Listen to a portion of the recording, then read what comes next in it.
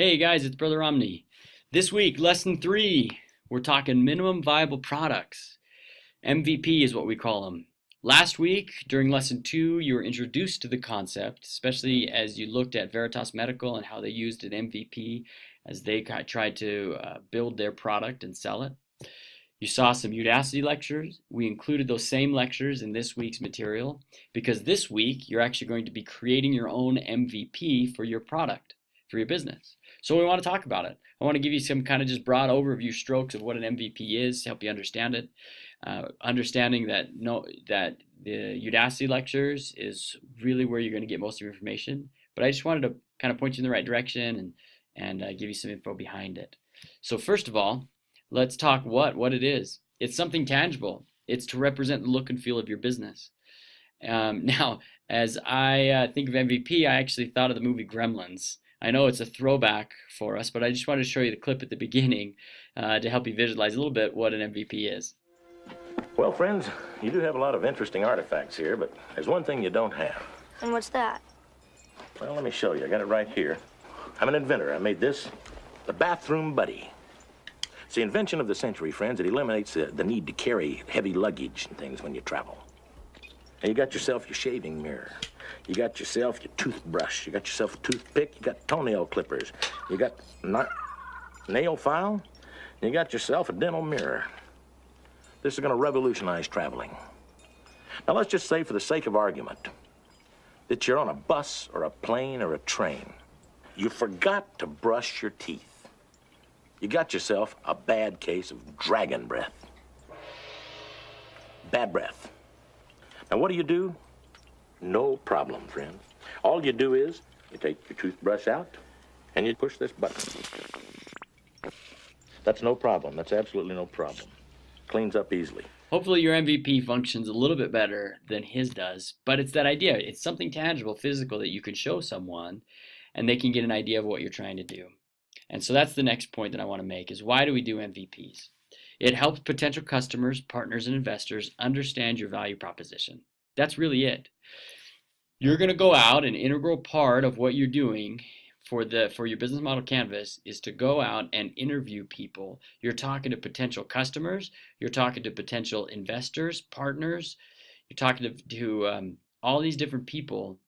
And for them to get a proper sense of your business, you need an MVP. A minimum viable product. And again, refer back to Udacity lectures for more information on what it is.